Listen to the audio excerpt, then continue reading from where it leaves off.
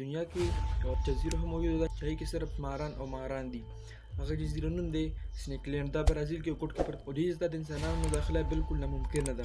کوم خلک لاړ دي بیا پس نه دي راغلي، ځکه چې په دې جزیرې کې دومره غټ ماران موجود دي چې هغه ټول انسان وخوري. دا جزیره په برازیل کې پرته ده او دا ډېره مزهداره جزیره ده، خو هغلته کې داسې ماران شته چې په جزیرو کې به ډېر مزدار ښکاري، خو د خوري نو د انسان د بدن نه هډوکي بېل کړي او غوښې ترې بېله کړي، نو ډېر زر هغه له مرګ راشي. دا ویلی شي چې په تېره زمانې کې په دې جزیرې کې انسانان اوسېدو، خو لیکن وخت سره سره دې جزیرې کې ورو ورو ماران راغلل او مارانو دا جزیره آباده. په دې کې د 2000 نه سیوا د مارانو اقسام پراته دي چې هغې ته ډېر زهریله ماران ویلی شي. یو خبر ته وکړم چې په دې کې 4000 نسلونه داسې هم دي چې هغه بې انتها زهریله سمپونه هغې ته ویلي او دې ته سرخ تاج واله سامپ چې کوم دا هغه ورته ویلی شي. خو دا جزیره اوس بالکل ویرانه شوې ده. په دې جزیرې کې د مارانو علاوه اوس پکې هېڅ هم بل نشته. خو یو خبر ته وکړم چې په هلته کې اخري انسان چې کوم هغلته کې اوسېده هغه د 1920 په دهه هیري هغلته کې لټ هاوس کیپر و چې کوم کښتۍ به راتلې هغه ته به یې لاره ښودله. دا هلته کې یوازې نه د سره بلکې خپله ښځه او خپل چې کوم بچي وو هغه سره هم هغلته کې پاتې کېدو. لیکن بیا یوه ورځ مارانو د هغه په کړکیو باندې د هغه په ورونو باندې حمله وکړه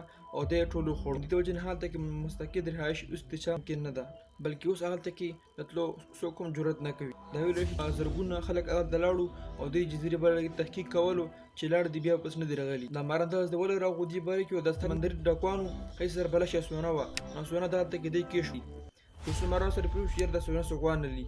بیا چې رقه وخت تېرېدو دغه مارانو خپل نسل سیوا کولو، نو د دې وجې نه ټوله جزیره د مارانو ډکه شوه. اوس هغلته کې صرف ماران هم ماران دي. دې جزیرې کې د خراب مارانو سره سره سخت مار هم موجود دی. دنیا چې کوم غټ مار دی ګرین اناکونډا هم په دلته کې موجود ده.